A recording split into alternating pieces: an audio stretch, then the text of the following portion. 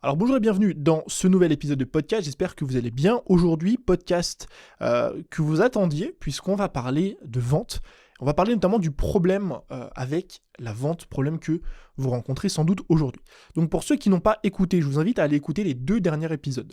Épisode de podcast dans lequel je vous partageais de 1, les stratégies qui n'ont pas marché dans mon business. On a fait le point sur ces stratégies, pourquoi ça n'a pas marché et pourquoi peut-être pour vous ça ne marchera pas ou inversement. Et l'épisode de la semaine dernière, épisode dans lequel on a parlé des 4 choses qui vous font stagner aujourd'hui, qui font stagner votre business. Et une de ces 4 raisons, c'est le fait de ne pas assez parler de ses offres. Aujourd'hui, pour 90% des entrepreneurs qui ne génèrent pas assez de revenus, le problème vient du fait qu'ils ne parlent pas assez de leurs offres. Ça peut venir des systèmes que vous avez mis en place qui ne sont pas les bons, du fait que finalement vous n'ayez pas de bonne méthode, vous ne savez pas vraiment comment faire, mais bien souvent, ça vient du fait qu'on ait peur de vendre. On a peur de vendre, on ne sait pas comment s'y prendre, on a peur de passer pour un vendeur de tapis, notamment un vendeur de fenêtres, on va revenir sur le sujet après. On a peur de passer pour un vieux con de riche, arnaqueur, requin, malhonnête, une personne qui ne voit que son propre intérêt, alors que c'est tout le contraire. Et dans cet épisode, j'aimerais justement décortiquer ensemble ce phénomène. Le problème aujourd'hui avec la vente, pourquoi est-ce qu'on a peur de vendre et pourquoi est-ce que cette peur n'est pas vraiment fondée, et finalement comment surmonter cette crainte, cette peur, casser ses croyances, quelle stratégie mettre en place pour pouvoir aujourd'hui apprécier la vente et apprendre à vendre plus. Avant de démarrer, je fais une parenthèse, puisque dans mon livre Solopreneur, l'art de créer un business en ligne au service de sa vie, je couvre ce sujet de la peur de vendre, donc des croyances qui vous empêchent de développer votre business. Il y a la peur de vendre qui est sous-jacente de la peur de gagner de l'argent, la peur de l'échec et la peur du jugement, et en plus de ces 3 phénomènes-là, ces 3 croyances, je vous apprends à développer un business en ligne au service de votre vie. Donc on parle de comment créer du bon contenu, comment développer une audience, comment créer une offre et comment la commercialiser. Si jamais ça vous intéresse, il y a le lien juste en dessous, vous pourrez accéder à mon livre sur n'importe quelle plateforme, librairie en ligne, la Fnac, Amazon, etc. Donc parenthèse terminée, on va voir finalement pourquoi est-ce qu'aujourd'hui, est-ce qu'on a peur de vendre. J'ai regroupé 4 raisons principales. Vous allez voir que ces 4 raisons sont des grandes idées, des grandes raisons. Ça peut venir des 4 à la fois, moi c'est ce que je pense. Et souvent, c'est des raisons qui sont assez inconscientes. C'est-à-dire qu'on ne s'en rend pas vraiment compte. C'est dans notre subconscient, c'est des croyances qu'on a développées au fil des années. Et en fait, ces croyances ont un impact aujourd'hui sur la vision qu'on a de la vente et le fait que finalement, on ne soit pas forcément à l'aise avec ça. La première chose, et la première raison, la toute première, celle-ci, c'est sûr que tout le monde l'a, c'est qu'on ne nous a jamais appris à vendre. Depuis notre enfance, on a fait plein de choses, on a appris plein de choses. À l'école, au lycée, etc., même dans la vie, peu importe. On a appris finalement à entrer en contact avec d'autres personnes, dans le relationnel, quand on est à l'école, on s'est fait des copains, au foot, on se fait des amis, etc. On a appris ce qu'était le français, les maths, on a appris l'anglais, l'espagnol, l'histoire, la géographie, il y a plein de matières qu'on a couvert. Et en fait, la vente, c'est quelque chose que on ne nous apprend pas à l'école, et même parfois en études supérieures.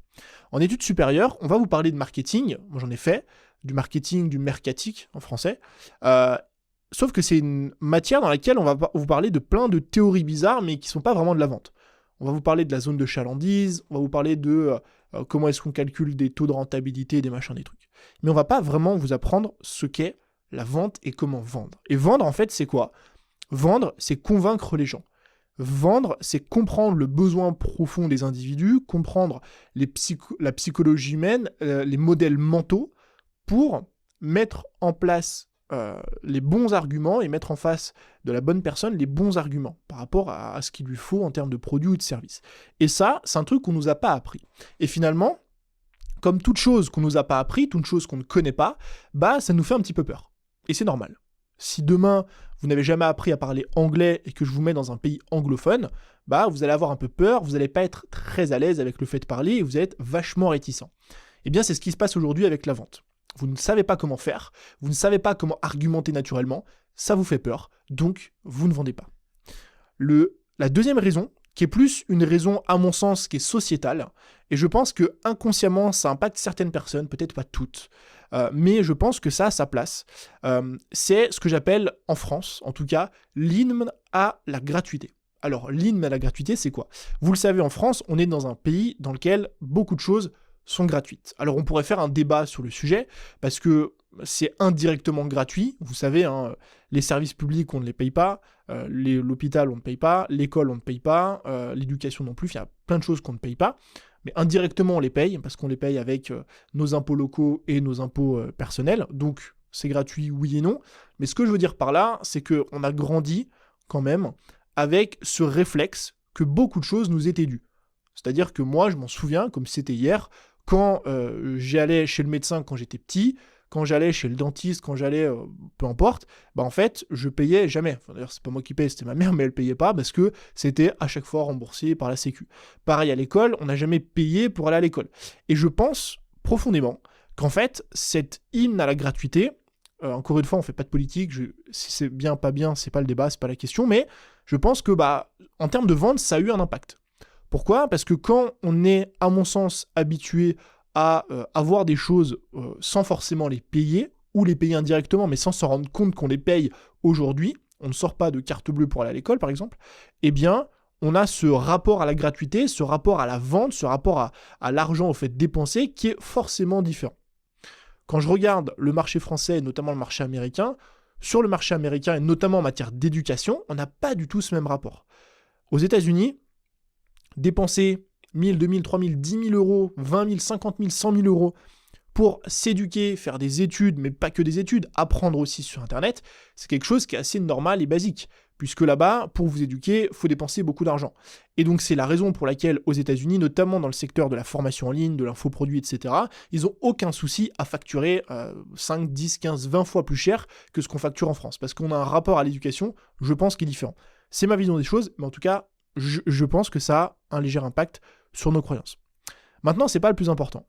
Le plus important, c'était le premier, le fait qu'on nous ait jamais appris. Et les deux derniers. Les deux derniers, on a le syndrome du vendeur de fenêtre et le syndrome du vieux requin. On peut mettre plus ou moins les deux dans le même panier. Alors ce syndrome-là, c'est quoi ? Si je vous demande demain de peindre le vendeur type, c'est-à-dire demain, je vous dis, ok, pour toi, c'est quoi un vendeur ? Vous allez sans doute, je pense que la majorité des gens vont me peindre un peu la même caricature.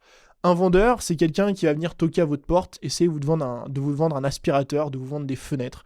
C'est quelqu'un qui va venir vous interrompre dans votre journée, qui va vous faire croire que vous avez besoin du truc alors qu'en fait vous n'en avez pas vraiment besoin, qui va pas hésiter à être un peu malhonnête, qui va vous dire non mais voilà, il faut absolument que tu changes ça parce que c'est extrêmement important, il y a une nouvelle loi qui est passée, et qui va uniquement voir son propre intérêt. Je pense qu'il y a ce phénomène-là qui est assez répandu, qui fait qu'on a une mauvaise image de ce qu'est la vente aujourd'hui. On a une image aujourd'hui d'une vente unilatérale dans laquelle la seule personne qui gagne quelque chose, c'est le vendeur et non l'acheteur.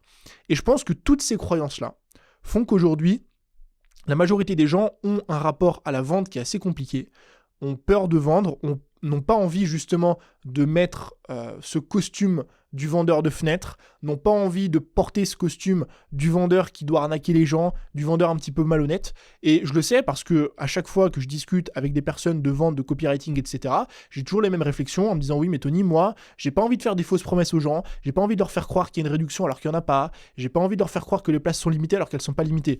Mais en fait, vous n'avez pas besoin de leur faire croire ça.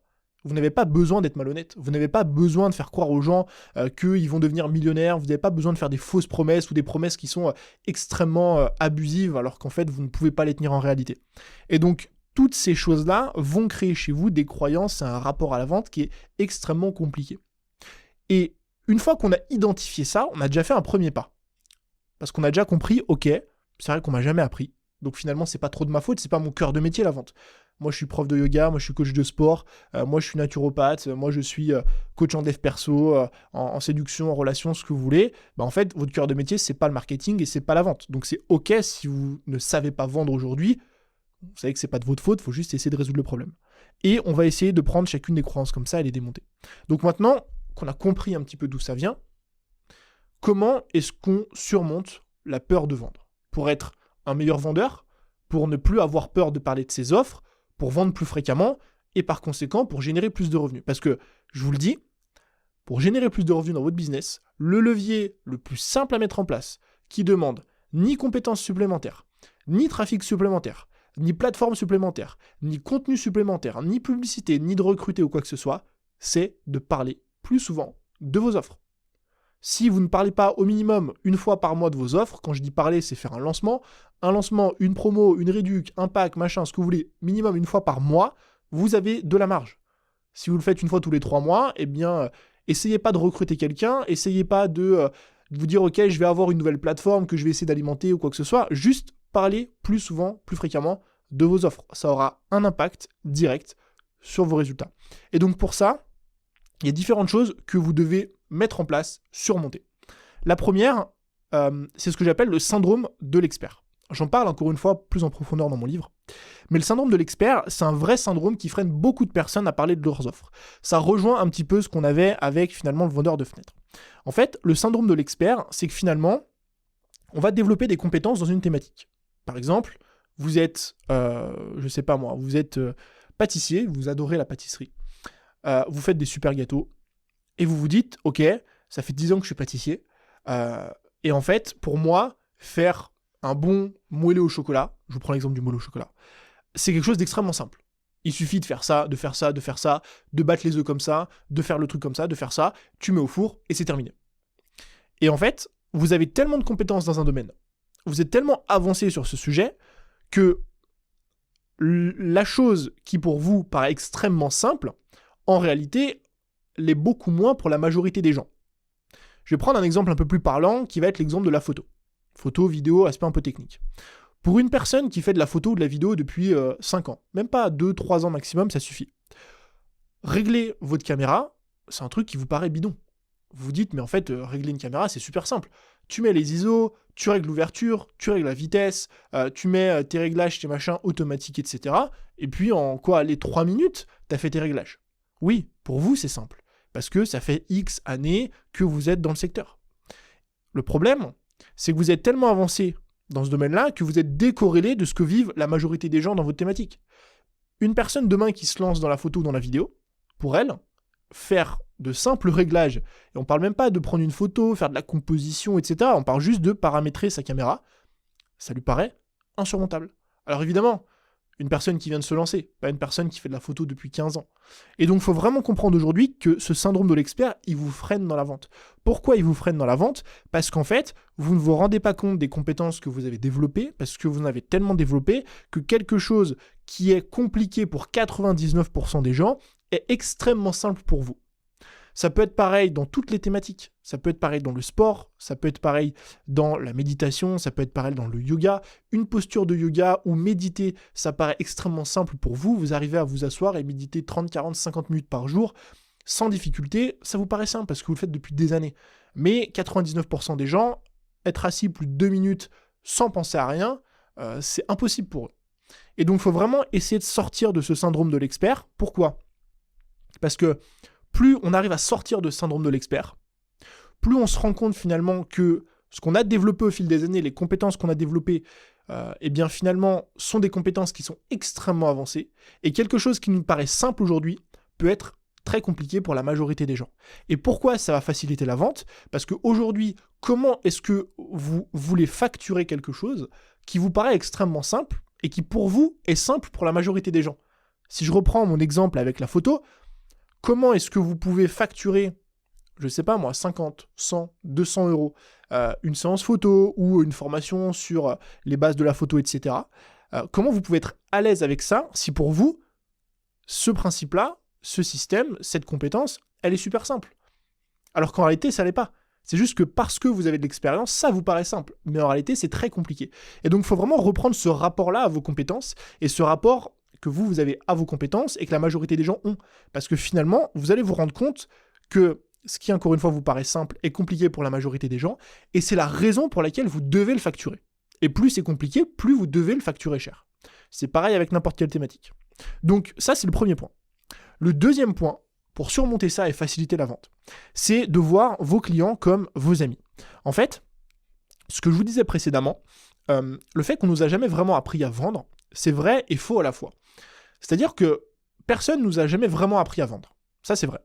Personne nous a dit, ok, pour vendre, voilà la psychologie humaine, voilà comment elle fonctionne, voilà des modèles mentaux qui fonctionnent, voilà comment convaincre quelqu'un. Ça, on nous l'a jamais appris.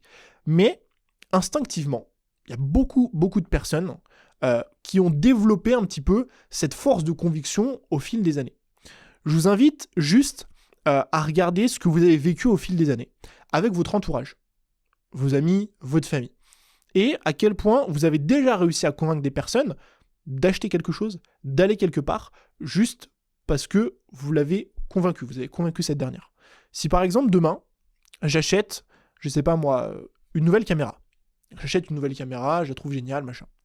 Eh ben, j'ai un pote à moi qui vient me voir, on en discute parce que lui aussi il aime bien les caméras, il me dit ok super, j'ai vu ta nouvelle caméra, elle a l'air méga intéressante, vas-y explique-moi un peu. Et donc là, je vais arriver, je vais dire ok, donc voilà la caméra elle est comme ça c'est les nouvelles fonctionnalités, voilà les réglages, ça te permet de faire ça, là tu peux zoomer, le truc automatique, hop le retour caméra il est trop bien, c'est incroyable. Et en fait, là je suis en train de lui vendre le produit. Je le fais inconsciemment, c'est pas mon produit. Mais j'en suis tellement content et tellement satisfait, vu que c'est mon pote et que je sais que cette caméra, il peut vraiment en bénéficier, bah je vais lui sortir tous les arguments. Et je vais vous prendre un autre exemple. Je suis actuellement inscrit dans une salle de CrossFit. Et en fait, dès qu'on me parle finalement de cette salle, moi je la trouve tellement bien que je vais me sentir obligé en fait de sortir tous les arguments nécessaires pour que cette personne, donc ma connaissance, mon ami, peu importe, vienne dans la salle alors qu'il a peut-être même pas envie de venir. Mais en fait, pour moi, c'est tellement un bon produit, un bon service, et vu que mon pote, je sais qu'il en a besoin, je vais essayer de le convaincre parce que je sais qu'il peut en bénéficier. Et donc, si demain, vous voyez vos clients comme vos amis, comme des membres de votre famille, et que vous êtes convaincu que votre produit, c'est un produit qui peut vraiment aider cette personne-là à aller mieux dans sa vie, à résoudre le problème, eh bien, vous devez essayer de le convaincre ou de lui expliquer comme vous le feriez naturellement avec un ami. Donc si, je sais pas, vous vendez, encore une fois, je sais pas, un cours sur la photo, et que moi j'étais votre ami, que vous deviez me vendre ce truc, même pas me vendre, mais juste me dire, ok, bah salut Nico, moi j'ai envie d'apprendre la photo, j'ai vu que tu avais une formation, vas-y, explique-moi un peu en quoi ça consiste. Et là, vous allez expliquer ça comme si j'étais votre pote. Et vous allez vendre de cette façon. Et vous allez voir que juste en changeant cet angle-là, les arguments vont venir beaucoup plus naturellement. Le troisième conseil, la troisième chose, c'est qu'il faut bien comprendre aujourd'hui que de la vente, c'est donnant-donnant. Et je vous en parlais précédemment avec le syndrome du vendeur de fenêtre. On a cette image du vendeur unilatéral, c'est-à-dire avec un gain unilatéral, dans le sens où, en gros, le vendeur, il vient, il toque à notre porte, il nous vend un aspirateur, et en fait, on sait pertinemment au fond de nous que le seul qui va gagner un truc dans l'histoire, c'est lui. Et ça crée ce rapport de force où en fait on a l'impression que la vente c'est toujours unilatéral. C'est toujours le vendeur qui gagne quelque chose parce qu'il va gagner de l'argent et nous au final on gagne rien. Sauf que la vente, c'est très rarement, si ce n'est jamais unilatéral. C'est toujours donnant-donnant. Faut comprendre que l'argent c'est une source d'énergie.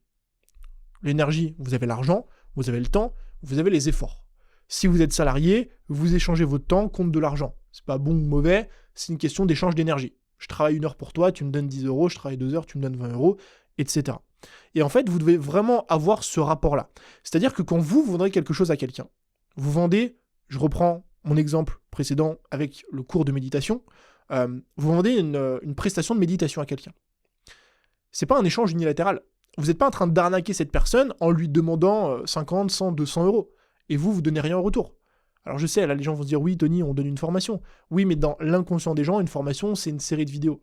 Sauf que ce que vous échangez avec cette personne-là, quand elle vous donne 200 euros, vous lui échangez de l'énergie, contre de l'argent. L'énergie, c'est quoi ? Donc ça peut être de l'énergie, c'est-à-dire que la personne va gagner du temps. Si par exemple demain, je vous vends une formation qui va vous faire économiser 6 mois de travail, bah, vous allez gagner 6 mois. Si je vous vends une formation qui va vous permettre de réduire une douleur, parce que, pour prendre l'exemple de la méditation, vous êtes quelqu'un d'extrêmement stressé au quotidien, vous êtes entrepreneur, mais vous n'arrivez pas à y voir clair dans votre quotidien, vous êtes constamment, vous vous réveillez même la nuit, enfin, c'est des trucs qui ruinent votre quotidien. Est-ce que c'est une arnaque, pour 200 euros, d'effacer tous les problèmes de la vie de votre client, tous les problèmes qu'il a d'insomnie, de stress chronique, etc., pour 200 euros, jusqu'à la fin de ses jours. Et il faut vraiment voir cet échange, votre vente, d'un point de vue donnant-donnant. Donc posez-vous la question, moi je suis en train de vendre tel ou tel produit, tel ou tel service, mon client, quels sont les bénéfices tangibles qu'il va tirer en termes d'énergie, c'est-à-dire est-ce qu'il va gagner du temps, est-ce qu'il va gagner de l'argent, est-ce qu'il va économiser du temps, est-ce qu'il va se sentir mieux dans son quotidien, est-ce qu'il va être plus heureux, est-ce qu'il va être plus libre, est-ce qu'il va réduire une douleur, et est-ce que ça vaut le prix que je le vends. Et si pour vous ça vaut le prix que vous le vendez, faut plus avoir peur de le vendre. Parce que vous savez que c'est donnant-donnant, et même, en fait, le client souvent est plus gagnant à acheter chez vous qu'à le faire tout seul. Encore une fois, changer cette perception-là et ce principe, normalement, c'est censé vous faciliter le rapport à la vente. Le quatrième point, c'est que c'est dans votre devoir de vendre. Alors, la plupart des gens ne vont pas comprendre cette phrase, et c'est normal, mais j'aimerais qu'on parle un peu de votre mission de vie. La mission de vie, c'est finalement ce que vous faites, c'est pas vraiment ce que vous faites au quotidien, mais c'est pourquoi vous le faites. Moi, je pense qu'on a dans notre vie une mission. On peut en avoir plusieurs, mais en gros, on a une ou plusieurs missions, et on a des véhicules qui vont nous amener à cette mission. Si je vous prends mon business de formation, et je vous prends My Studio, le studio de tournage qu'on a ouvert avec Jess, ça peut paraître improbable, mais c'est exactement la même mission. Pourtant, c'est pas du tout le même véhicule. Ma mission, c'est quoi ? Ma mission, c'est que je suis intimement convaincu qu'on ne peut être heureux dans sa vie que si on est épanoui dans son travail. Pourquoi ? Parce que le travail représente une énorme partie de notre quotidien, et que si on n'est pas épanoui dans son travail, et tout ce que ça amène aussi, la liberté, l'argent, etc., finalement, ça va être difficile de vivre une vie dans laquelle on est pleinement heureux.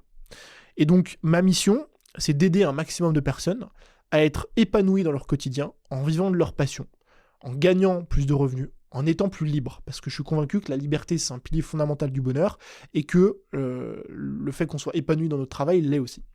C'est la raison pour laquelle je vends des formations sur ce sujet-là, mais pas que. C'est-à-dire que si vous regardez mes formations, j'ai des formations pour développer des communautés sur les réseaux, j'ai des formations sur la vente, j'ai des formations sur l'emailing, j'ai des formations sur la productivité, parce qu'en fait, chaque formation, c'est un véhicule qui permet toujours d'accomplir cet objectif. Une formation sur la productivité, ok, vous n'allez peut-être pas développer une communauté. Par contre, vous allez gagner du temps. Et ça vous permet d'être plus libre et plus heureux dans votre quotidien. Et à côté de ça, on a My Studio. Et My Studio, c'est quoi ? C'est un studio de tournage qui va vous permettre donc de faciliter la création de vos contenus courts, horizontal, vertical, podcast, que vous voulez, pour finalement obtenir plus de résultats. Plus de résultats sur les plateformes, créer du meilleur contenu, finalement avoir plus d'impact et développer votre business. Et en fait, c'est exactement la même mission. Ça rejoint exactement la mission générale. C'est juste que le véhicule est différent.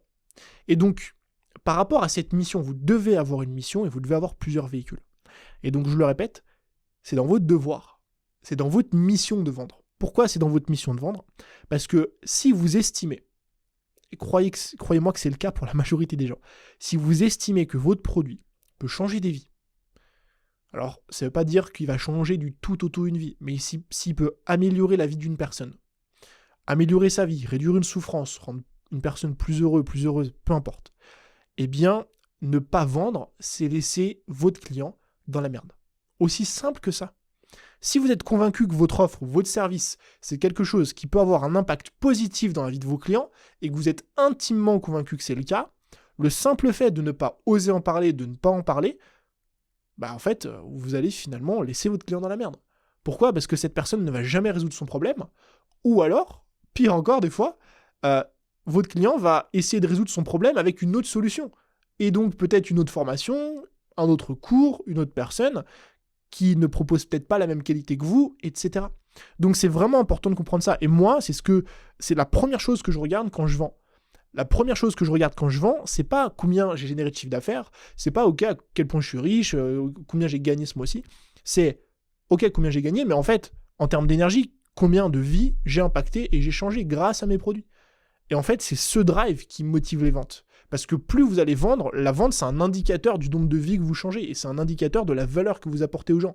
Et moi, je suis intimement convaincu que mes produits apportent une vraie valeur aux gens. Et c'est la raison pour laquelle j'ai aucun problème à vendre. C'est la raison pour laquelle, même demain, si je vends une offre à 10 000 euros, j'aurai aucun problème à dire je la vends à 10 000 euros. Parce qu'on parle même plus de prix. Parce que je sais que pour ce prix-là, je vais vraiment impacter la vie de la personne qui l'achète. Donc, pareil, faut garder ce principe en tête. Et le dernier point, qui est peut-être le point finalement qui est pas le plus complexe, mais c'est le point qui est le plus technique de tous, parce que depuis le début, on parle quand même pas mal d'idéologie, de mindset. Là, on va être sur un truc plus pratique, c'est d'apprendre. Pourquoi ? Parce que une des raisons qui explique qu'aujourd'hui, on n'est pas à l'aise avec la vente, c'est qu'on ne nous a jamais appris à vendre. Maintenant, apprendre à vendre, la vente, c'est quelque chose qui s'apprend. C'est pas un truc, on n'est pas inné vendeur en fait. Il y a beaucoup de personnes qui le sont de par leur personnalité, parce que c'est des personnes qui ont la tchatch, comme on dit, qui savent parler, etc., argumenter, je pense qu'il y a une vraie part de nature. Mais c'est pas parce que vous n'êtes pas comme ça que vous ne pouvez pas être un très bon vendeur. Je vous prends mon exemple. J'ai jamais, et je suis d'ailleurs toujours pas quelqu'un d'extraverti. Je prends pas la parole en public comme ça. Je suis pas un très bon négociateur d'ailleurs, c'est marrant. Mais j'ai pas les stéréotypes et l'énergie du mec qui pourrait vendre, comme on dit, une ice cream, une glace à un Inuit. Je suis pas du tout comme ça. Et en fait, ça m'empêche pas de vendre, de très très bien vendre, juste parce que j'ai appris à le faire. J'ai appris à le faire, j'ai développé les compétences, j'ai appris à mixer mon énergie avec finalement des principes de vente pour pouvoir vendre plus. Parce qu'encore une fois, c'est pas parce qu'on vous a pas appris que vous ne pouvez pas apprendre. Donc comment est-ce qu'on apprend à vendre ? On apprend le copywriting, on apprend finalement la psychologie humaine, on apprend à utiliser les différents modèles mentaux. Tout ça, ça s'apprend dans plein d'éléments différents. D'ailleurs, dans l'épisode de podcast de la semaine prochaine, on va parler des 4 grands principes de copywriting qui vont vous permettre de vendre plus facilement. Donc petit spoiler si jamais ça vous intéresse. Mais en gros, juste c'est une compétence qu'il va falloir développer. Et ce qui est intéressant avec cette compétence, c'est que non seulement elle vous apprend à vendre, mais pas que. Parce que la vente, comme on l'a dit précédemment, c'est juste une question d'arriver à convaincre quelqu'un. Et convaincre quelqu'un, c'est pas juste, c'est comprendre et convaincre. Donc comprendre et convaincre, c'est pas uniquement utile pour vendre et se faire toujours plus d'argent. C'est utile parce que plus vous comprenez l'humain, plus vous comprenez les relations, plus vous êtes à l'aise avec d'autres personnes pour échanger, plus finalement vous avez cette capacité à prendre du recul sur les gens, sur la façon dont ils interagissent, et plus vous comprenez l'humain. Et je pense que en fait, c'est toujours bénéfique de comprendre comment l'humain fonctionne pour toutes les interactions qu'on peut avoir au quotidien. Donc pour moi, c'est 5 principes que vous pouvez mettre en place et qui peuvent vraiment vous aider à surmonter la peur de vendre. On a terminé avec l'épisode du jour. N'hésitez pas encore une fois à aller regarder le lien dans la bio si jamais vous voulez accéder à mon bouquin qui couvre tous ces sujets beaucoup plus en profondeur. Et n'oubliez pas de vous abonner d'ailleurs à la plateforme de podcast si surtout vous ne voulez pas manquer l'épisode de la semaine prochaine sur les principes de base du copywriting du coup, pour apprendre à vendre. Je vous remercie d'avoir écouté cet épisode jusqu'à la fin. Je vous dis à très bientôt pour un nouveau contenu. C'était Tony. Ciao.